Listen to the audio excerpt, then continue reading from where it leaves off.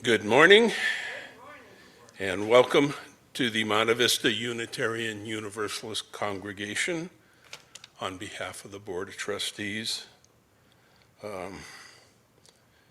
Welcome on a beautiful Sunday morning, on a Sunday of remembrance, and also celebration as we celebrate our first principle, the inherent worth and dignity of every person, both here in the sanctuary and the Red Promise, respect all people in religious exploration.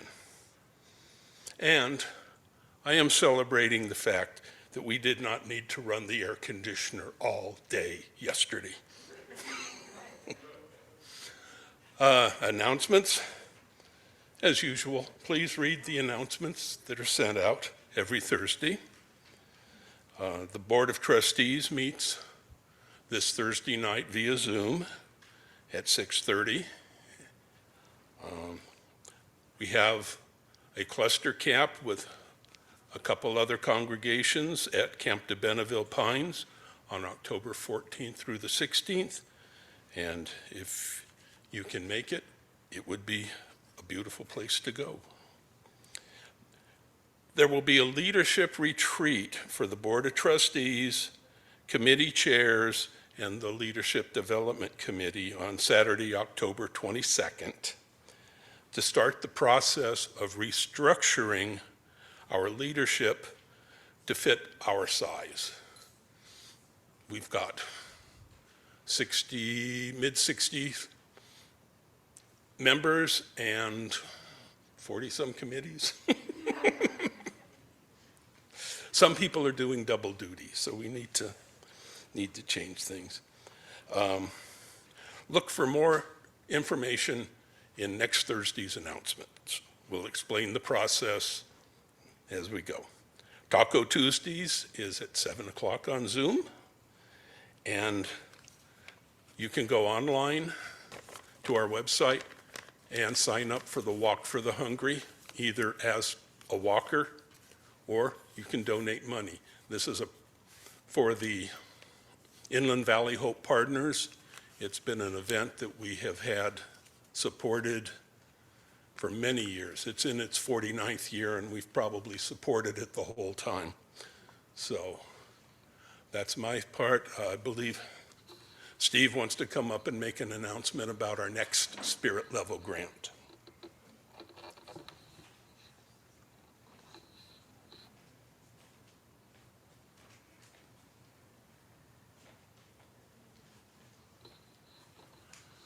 Good morning. We are opening the second spirit level grant. It's basically the same terms as as number one. That is $25,000 on condition that we raise one half of that, which would be $12,500. So the current one, I have a graphic.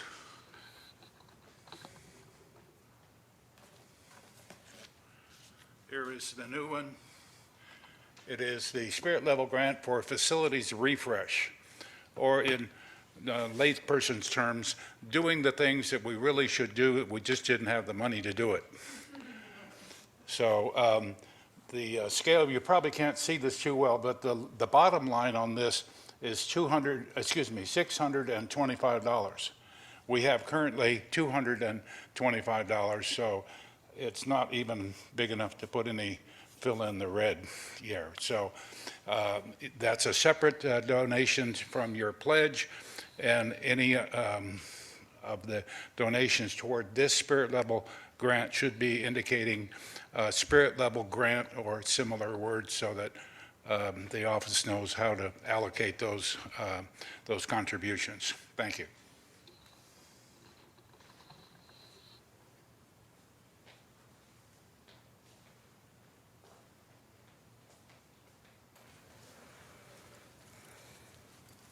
Good morning, everybody. Good morning. It is great to be here together.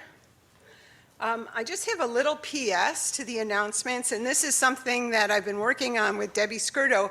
She's the chair of our membership committee. But if you are one who's been visiting for several weeks or for any length of time, and you're considering being a member here, we'd like you to come to a little meet and greet next Sunday. It'll be soon after the service, probably about noon. We're going to be in the Founders Room, very casual, like just hang out and enjoy some delicious snacks and just ask questions about membership, okay?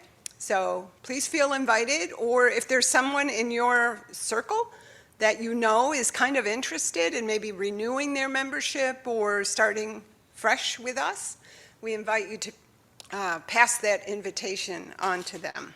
Thank you. And we open our service with the ringing of the bowl. We sound the bowl 3 times, once for those who came before. The Tongva and other native peoples who were the original stewards of this land and called it home long ago. We also honor our ancestors and the founding members of this congregation who imagined and formed it 70 years ago.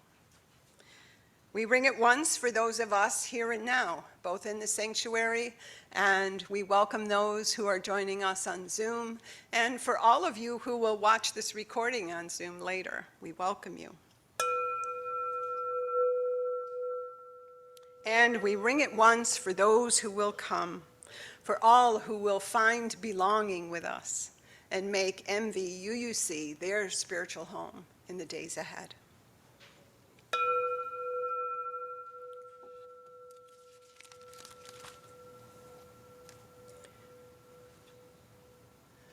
I'm not sure if Jeannie Coates is with us in our Zoom sanctuary this morning, but as a request of hers, and I know a lot of others have mentioned to me that you really like when we do this, we're going to do a medley for our opening song today. We're going to start with Come, Come, Whoever You Are, and then we're going to blend right into Spirit of Life. So I invite those who are here to stand.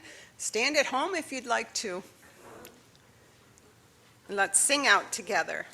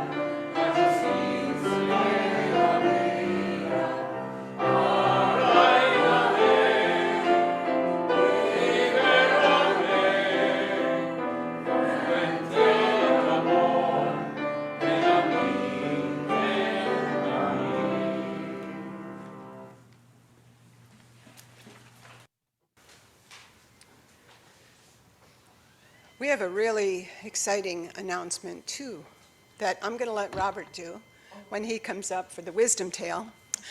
But because of Robert's announcement, we have Donovan with us this morning. Yay! Yay, Donovan. And I'd like to invite Donovan, will you bring Mom and Dad up? And you guys can light the chalice for us.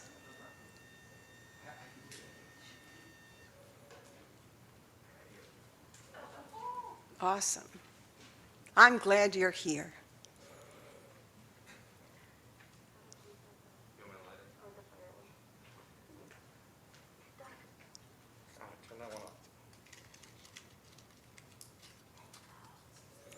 Our time together in worship is deeply connected with each of our lives.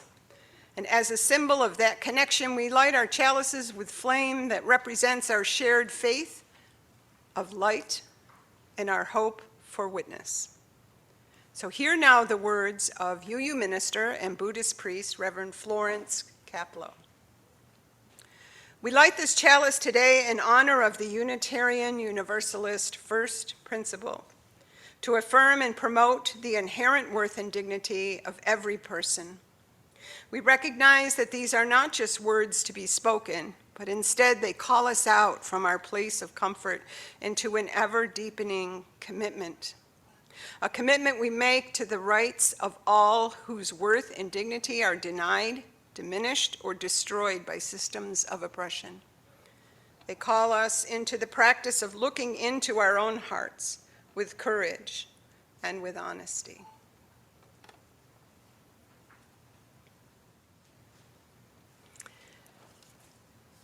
We had a worship committee meeting this past week, and there was a concern that I had that when we speak our covenant together, the start of it sometimes gets a little clunky, we're not sure.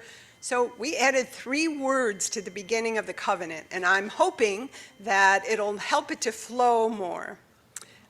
Jarius put them up. All we added is, we affirm that, so that everyone speaks the word love loud and clear together. We affirm that love. Because when we would say it before, we'd be like, love, love, love, love, love, which was great. It sounded like butterflies going around. But by the time we get to the word love, with this arrangement, oh, can you make it bigger, Jarius? I don't know. Oh, it's in your order of service for those that are here, and I hope those at home can see it big enough. I don't know if that's an easy, oh, look at that. Wow, you can do anything. So if you'll stand, we'll read our covenant together, as you're able. Ready? 1, 2, 3. We affirm that love is the doctrine of this congregation. The quest of truth is sacrament, and service is its prayer. To dwell together in peace, to seek knowledge and freedom, to serve the world in fellowship, to the end that all souls shall grow in harmony with the divine. Thus do we covenant with each other. Thank you. Beautiful. And I'd like to invite Robert Tidwell up, our Director of Lifespan Religious Exploration. He has an exciting announcement, and he'll give us our wisdom tale for today.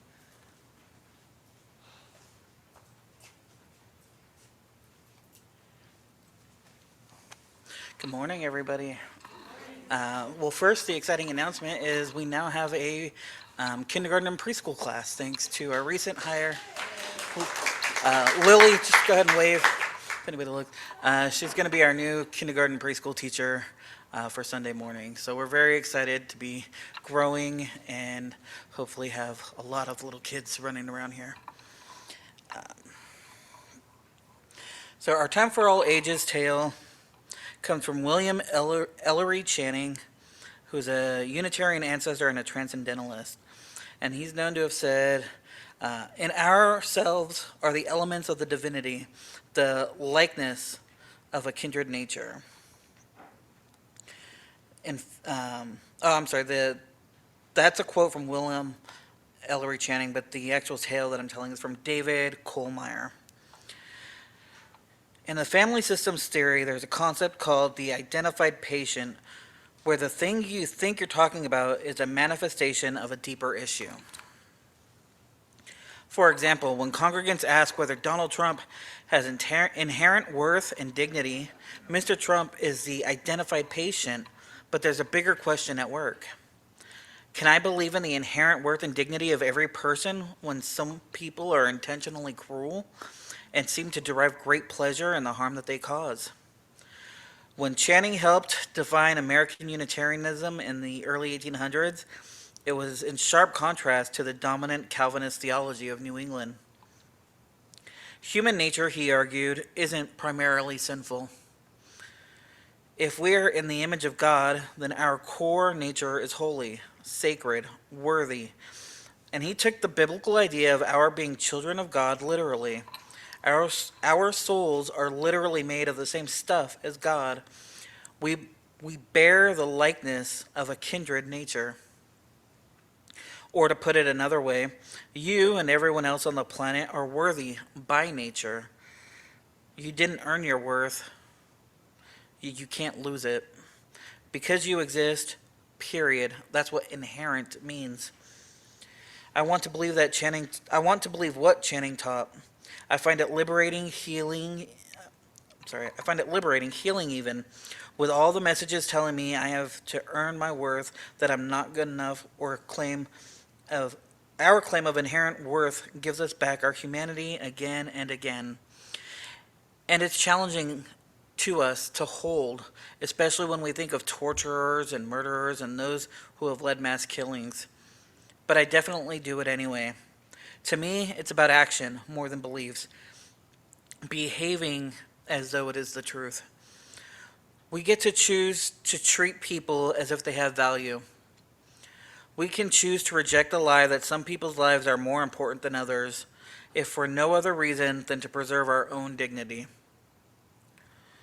In a world where so many are dehumanized, where so many want to dehumanize me and those I love, I will be different. I won't let them make me into their image. I aspire to conform to a higher concept, a defiant spark that affirms the inherent worth and dignity of every person. Thank you. And now, if the children can come up and get our chalice, and if Jarius can put our processional on the screen, we can be sung out to our classes.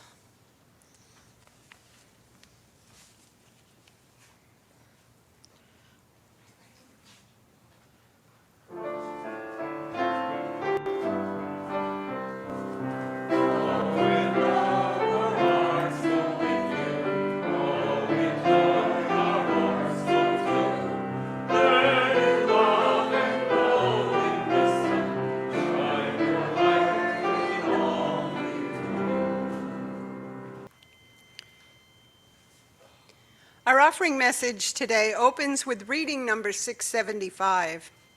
The offering is a sacrament of the free church, supported by the voluntary generosity of those who join with us. And as the generous caretakers of this community, we find ourselves traveling around many curves on a road that seems exceptionally bumpy these past few years. But yet, as the winds shift and we bank those curves with greater and greater engagement, we give from our hearts in many ways to maintain our community's physical, spiritual, and fiscal well-being. And in this whirlwind of worldwide change, we do all we can to maintain our spiritual home as a place for recharging, reconnecting our souls one to another, and as a safe refuge for those who need to find our community. I thank you for your kind and generous donations that make that possible. We are givers in so many aspects of our church life together, and all that we do and our care for each other is an offering toward our wholeness. And it is with grateful appreciation of our shared hopes and values that our generous offerings will now be given and received. If you have an offering with you today and you'd like to bring it up for the congregation or also for the Inland Valley Hope Partners Beta Center, please bring them forward.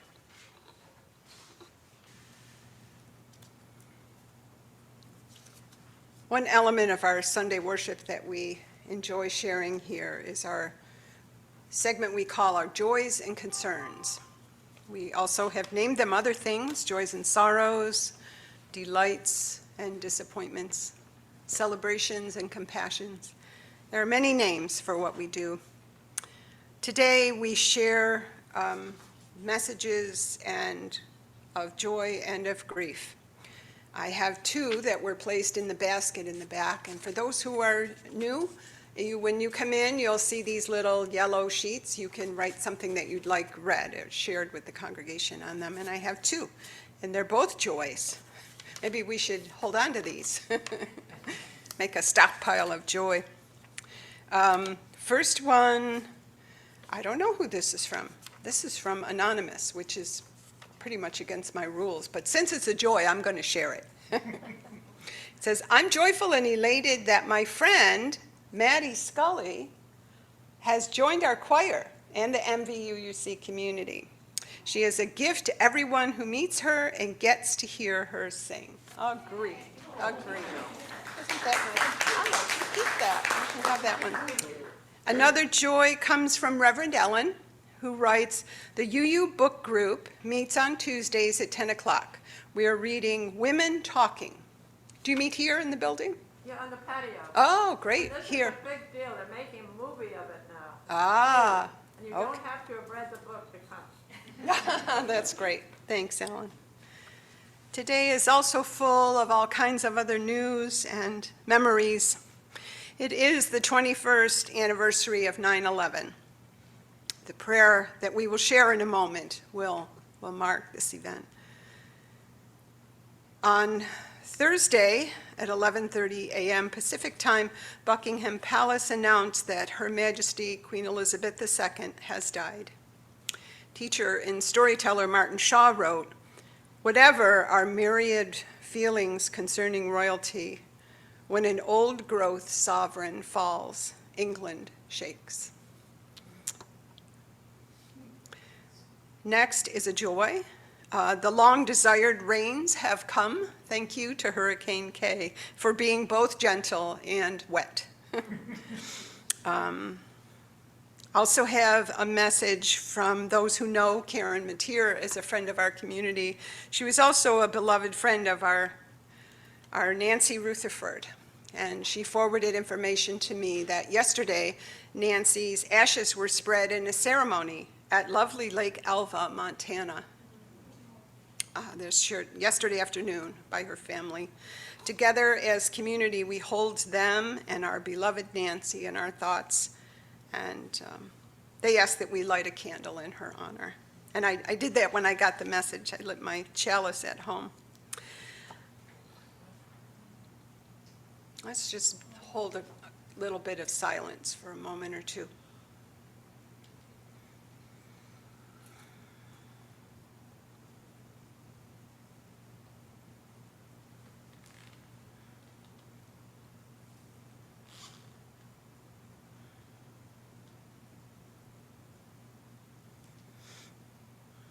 Our prayer today comes from John Saxon.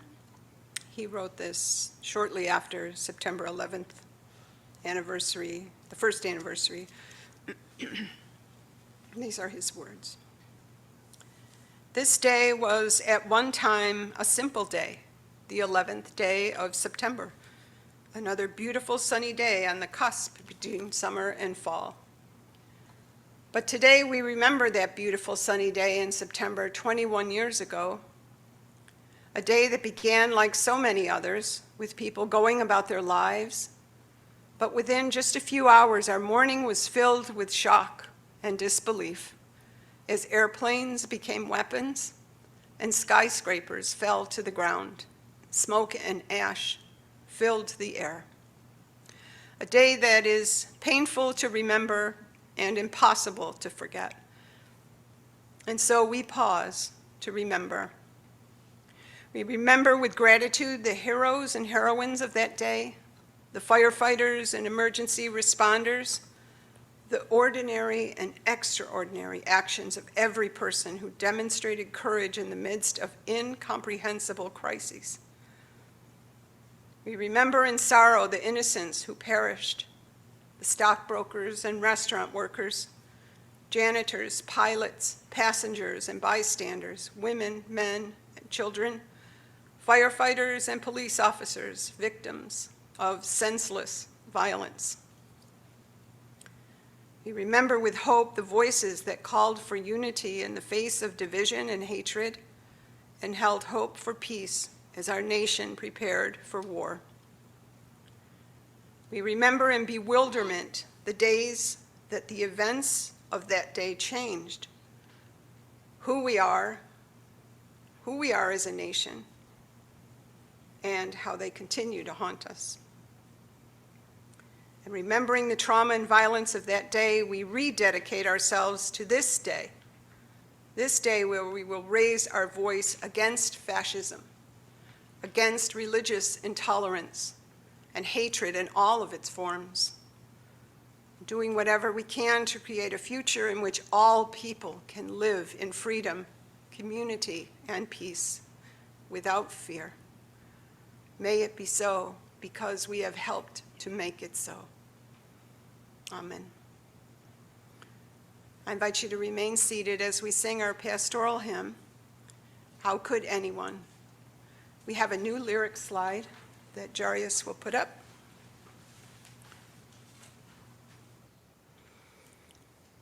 Our reading today is A Person is a Puzzle. It's written by Mark Mosier DeWolf. A person is like a jigsaw puzzle. Sometimes from the inside of a person, it feels like some pieces are missing. Perhaps someone we love is no longer with us. Perhaps one talent we desire eludes us. Perhaps a moment that required grace has found us clumsy. Sometimes from the inside, it feels like some pieces are missing. And a person is a puzzle. We are puzzles not only to ourselves, but to each other. A puzzle is a mystery that we seek to solve. And the mystery is that we are whole, even with our missing pieces. Our missing pieces are empty spaces that we might long to fill, empty spaces that make us who we are. But the mystery is that we are only what we are, and what we are is enough. In the gray stillness of the morning, into the accepting peace of a still sky, let us offer our failings, our sense of abundant inadequacies, and our misperception of ourselves into the silence. And may we know in our bones that we have worth and dignity, that we belong, and that we're accepted by the sacred, by this company, exactly as we are, accepted, missing pieces and all. When Robert Tidwell and I met for our worship planning several months ago, we put our heads together and agreed that it would be wonderful to have our RE program and our Sunday service here in the sanctuary aligned to celebrate each of our 7 UU principles, one per month, through to the next March, and explore our proposed 8th principle in the month of April 2023. Our congregation's worship theme for this month of September is a focus on our first principle, and together we will dig into our covenantal promise to affirm and promote the inherent worth and dignity of every person. Enhanced by the children's wording, we believe that each and every person is important. But for our congregation, we have the red promise, number 1, and all of our principles are listed on the back of your order of service for you to hang on your refrigerator at home. The red one is respect all people.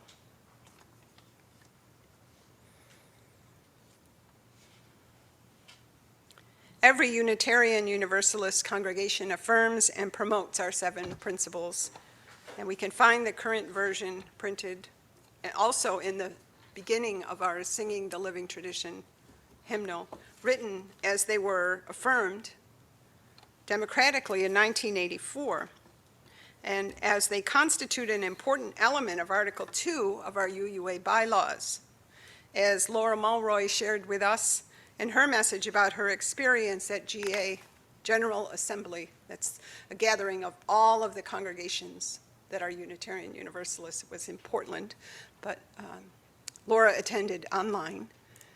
And we learned that the UUA's Article 2 Study Commission has been tasked with a review and a possible revision of our principles, sources, and purposes.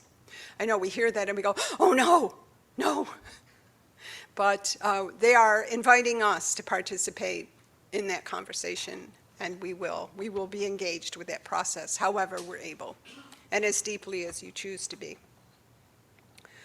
Our principles, sources, and purposes are the greatest identifier of who we are as a worldwide faith family of Unitarian Universalists. And Jarius, I'm nudging you now. I have a short little 3-minute video from the UUA website to share with you this morning. He'll get that ready and play it for us. I invite you to enjoy it. We are Unitarian Universalists. We are people of many paths who are brave, curious, and compassionate thinkers and doers. Every day, people are inundated with information, overwhelmed by demands, and pulled by a culture that seeks to divide us from the web of life. Unitarian Universalism reconnects, bringing people together with meaning and inspiration. We are a house without walls, a congregation without spiritual limits, and a movement that calls you to put more faith in yourself, your community, and your beliefs. We are a faith that honors your mind, your heart, your journey. Simply put, we are a guided path towards a better you and a better world. Grounded in hundreds of years of thoughtful, religious communities, we are people of many generations, ethnicities, genders and sexualities, and spiritual backgrounds. People engaged in making the world a better place. People focusing on what really matters: love, justice, integrity, and hope. Unitarian Universalists have different beliefs, but shared values. We are Unitarian Universalists, and at the same time, we may also be agnostic, Buddhist, Christian, Hindu, humanist, Jewish, Muslim, pagan, atheist, believers in God, and those who let the great mystery be. The diversity of beliefs you'll find in a Unitarian Universalist community is one of our strengths. We are always learning how to see the world from a different perspective. What unites us are our core principles that uphold 7 real-world values: believing in the worthiness of every person, showing compassion and fairness, accepting others for who they are, growing through a personal search for truth, leading with democratic spirit, working for justice, and understanding that everything is interconnected. 7 days a week, Unitarian Universalists live these principles by doing. When we gather, we worship, reflect, and remind ourselves what matters most in life. Whatever our age, we learn to live with more wisdom, more awareness, more gratitude, and more soul. We show our values by showing up to answer the call for social justice. We have a track record of siding with love for civil rights, LGBTQ equality, immigration reform, environmental sustainability, reproductive justice, racial justice, and more. Find what it means to live your deepest values out loud. Join us on this extraordinary adventure of faith.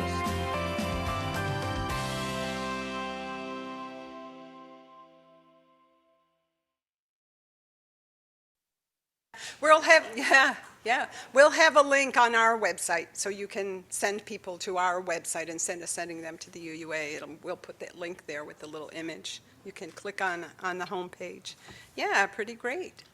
So as we continue on our journey forward, learning and growing into new ways to live with more wisdom and awareness, and gratitude and soul.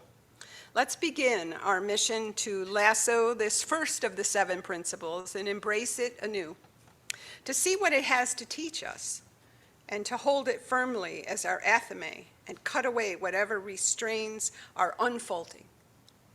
By releasing the deep meaning that it has for us, we can rest, knowing in our bones that it will. We might ask ourselves, what do I need to unlearn for growth to happen? As a people who live our lives as students of vibrant, conscious living, our faith asks us to let go of what we think we know and make way for a deeper, more compassionate way forward. We need to be willing to consider that maybe, just maybe, I need to look at the ways that I withhold the worth and dignity of those that I clash with. Maybe if we could imagine a group photo of all those that we've known throughout our lives, we see ourselves at the center, maybe wearing a crown, deciding who in our lives has earned the designation of one who has worth and dignity. But maybe as a longtime Unitarian Universalist, we feel we're on the inside, and that we've been granted the top secret, super keen power of discernment, what worth and dignity really is. And to see even more clearly those who have blown it and lost theirs. As we heard in our wisdom tale from Robert today, you and everyone else on the planet are worthy by nature. You didn't earn your worth and you can't lose it. You have it because you exist, period. That's what inherent means. One of the most common misperceptions about our faith is that Unitarian Universalism is so accepting and so easy. You can believe just about anything. Yeah, I would like to ask each person who says that to consider what is required of us as we engage with these principles in deep ways and keep them as our guiding force in our lives. Affirming and promoting just this one principle becomes a great challenge, and many of us have yet to meet on our spiritual journeys thus far, especially when we insist on clinging tightly to our concepts that the worth and dignity of anyone is doled out and wrenched back by us. But we're not asked to grant it, are we? Darn it. And ouch. I have lost track of the number of times that I shut my eyes to the worth and dignity of many people that I've known personally, and many of our politicians and leaders, especially over the last 6 years. Some of whom made me mad because they were abusive, or they rejected, shamed, or bullied somebody that I care about. Some of whom were overwhelmed by their addictions. But I knew if they just tried harder and really wanted to, they could have made better choices. Some of whom wore the wrong outfit, or they gained too much weight, or they had too many pimples, or they got the job that I wanted. What I did not realize is that by refusing to see the inherent worth and dignity that is always, always, always present in others, actually took mine away and put it in the dumpster. I soil my own when I soil another's. But that's what we'll talk about when we investigate the 7th principle. One of the hardest lessons and the greatest outcomes of our first principle is knowing that I am not allowed to increase or decrease the worth and dignity of anyone, even those who have hurt me or someone that I love, even those who have done horrible things, even those who don't care about my capacity to see their worth and dignity, and even Mr. Trump. Sitting with the discomfort of trying to swallow this challenge, we can see that it is at these sharp edges of our consciousness that growth happens. So not only is it our job, but it's not even possible for, not our job, it's Not only is it not our job, but it is not even possible for us to remove or alter the worth and dignity that is inherent in others. So I see it. I see it in you. I see it in Sophie. I see it in the oak tree that we planted. And if I squint really, really tight, whether I can see it or not, it's there in Mr. Trump. It's there. The beautiful thing about this principle, and we'll talk about it more this week, is that we are invited to witness it, not to question it. We're asked to feel it in ourselves and see it when we look in the mirror. We are called to honor it, to wonder at it, and maybe even to bow to it a bit. May it be so. Blessed be, and amen. Carissa or Don or Ann, if you'd like to come. Wish a chalice. Appreciate that. And everyone else, if you can find your order of service, the wording is there. Maybe Darius has the words for this, I'm not certain, but from the order of service, we can read together our chalice extinguishing and our benediction. If here you found freedom, take it with you into the world. If here you found comfort, go and offer it to others. If you have dreamed dreams, help one another that they may come true. If you have known love, give some back to a bruised and hurting world. If you believe in peace, then go in peace and be makers of peace.